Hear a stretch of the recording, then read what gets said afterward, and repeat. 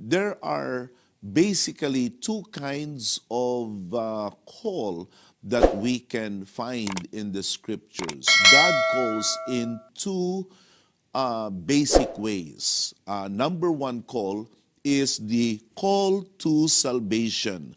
The call to salvation. Ito ang unang panawagan at malimit at karaniwang ginagawa ng Diyos sa mga tao, yung sila'y tawagin sa kaligtasan. This is the first and foremost call that God does in order to let the people know that they are being called to salvation. We can find this in the book of Acts in chapter 2 in verse 39. The promise is for you and your children and for all who are afar off, for all whom the Lord our God will call. It is obvious that God is the one who calls, and those whom He calls to salvation, they must first of all repent. They must receive Jesus as Lord and Savior. They must be baptized, after which they will receive the Holy Spirit of God. But one has to be called. No one could come to the presence of God and say, here I am. I am your child, or I want to be your child. God has to call you, and God uses all kinds of means and ways, and yes, I would even say people, specifically the sent ones of God, in order to call people to the saving knowledge of the Lord Jesus Christ. 1 Peter chapter 2 verse 9, this is also what the Word of God says, and you will find the feature of calling. You are a chosen people, a royal priesthood, a holy nation, God's special possession, that you may declare the praises of Him who called you out of darkness into His wonderful light. You cannot get out of your spiritual darkness. One cannot exit that condition of spiritual darkness and blindness unless God calls him. That's the only time that one could get out of darkness and step into the wonderful light of God's salvation. One has to be called. Kailangan siya ay tawagin ng Diyos. Kailangan niyang mapakinggan ang tinig ng Diyos. At ang tinig ng Diyos, ang mensahe ng Diyos ay daladala ng mga tunay na sugo ng Diyos. Sila ay mga sugo ng Diyos, at ang sabi sa 2 Korinto sa kapitulo 5, sa talatang 20, na ang mga sugo ng Diyos ang namamanhikan sa mga tao alang-alang sa Diyos. We can read that in the book of 2 Corinthians in chapter 5 in verse 20. That the sent ones of God are actually the ambassadors of Christ. They are the representatives of Christ, and their appeal is coming from God.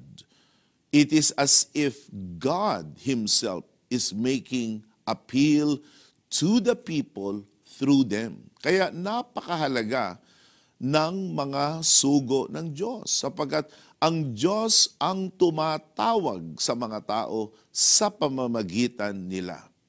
Kapag wala ng sugo at kung sino-sino lang ang maaaring magsalita, ang panawagan ng Diyos ay mapapahamak. Kaya napakahalaga na ang mananawagan lamang o ang mangangaral lamang sa mga tao ay yaong mga isinugo ng Diyos. Yan po ang pagbibigay diin sa aklat ng Roma sa kapitulo 10 sa talatang 15.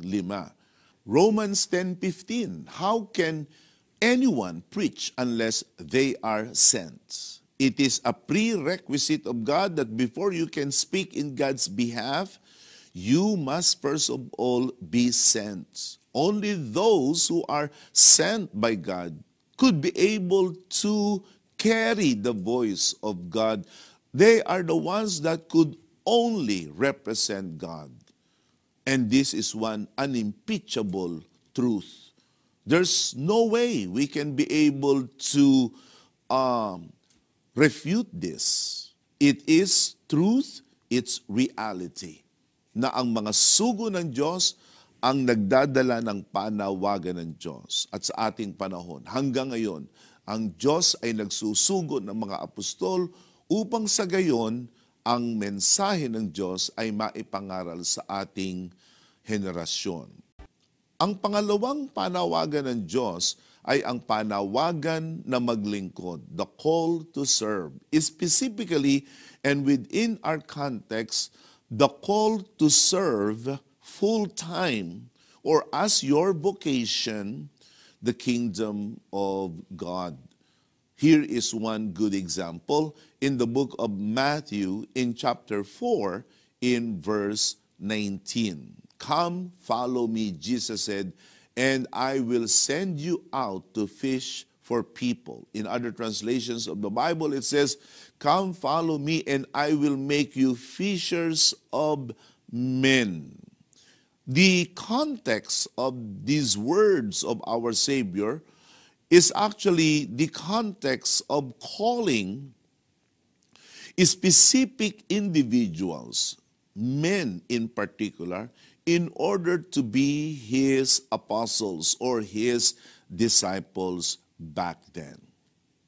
Jesus Christ said, you come, you follow me, and I will make you fishers of men. No one, no person, no individual could just become a pastor unless God has given him his direct calling. And this is what everyone must possess and must receive before he could be able to serve in the full-time ministry. Kailangan na ikaw ay tawagin ng Diyos. At ang Diyos ay nananawagan sa iba't ibang mga kaparaanan. Ang Diyos ay nagpapadala ng kanyang panawagan o tinatawag niya tayo sa mga kalagayan na masasabi natin ay hindi halos pare-pareho. I remember the first time I somehow felt that God was calling me, and that was during my time in high school when our late and beloved apostle was preaching about the abundance of harvests and the scarcity of workers. When I heard that, it got stuck in my heart. It was impressed strongly in my heart. The harvest is plentiful. Hindi ko makakalimutan yon. Napakalakas ang dating sa akin ng talatang yon, na marami ang aanihin, kakaunti ang manggagawa. And I remember thinking to myself, I want to be part of the solution. I want to be part of those men and women who will somehow address the need for the harvest. And up until this time, this is also my approach in everything. I want to be a solution to any problem. I want to be part of anything that will make the work of God stronger and better. Sometimes God uses big events such as camp, such as convention. Kaya napakahalaga na tuwing tayo ay dadalo ng malalaking mga gawain, ay magkaroon tayo ng paghahanda sa ating puso at sa ating pag-iisip na kung sakali tayo ay tawagin ng Diyos sa pagpapastor, tayo ay magiging handa na tayo ay makakapakinig. At muli, kailangan nating makita ang kahalagahan ng mga sugo ng Diyos upang ating lubos na maunawaan ang ating pagkatawag. It is quite necessary for the sent ones of God to enable us to make sense of God's calling in our lives. And this truth is further elaborated, if not emphasized, in the situation of little Samuel. When Prophet Samuel was still a child, it was that time that he received the call of God, but he couldn't make of what voice was that he was listening. He thought that Eli, the high priest, was the one calling him. Yun ang kanyang pag-aakala. Kaya siya ay lumalapit lagi kay Eli at sinasabi, tinatawag niyo po ba ako?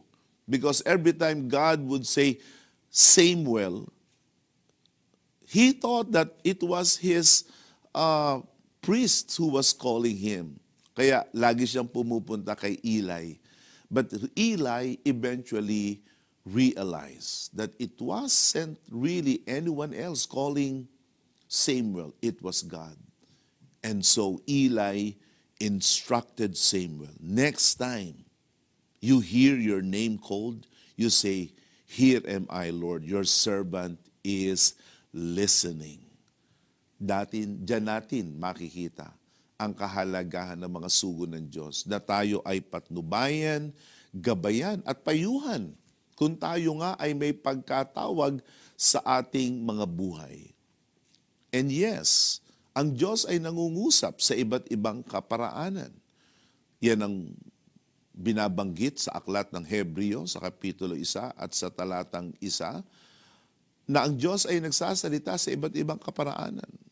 Hindi malayo na ang Diyos ay magpadala sa iyo ng mga panaginip.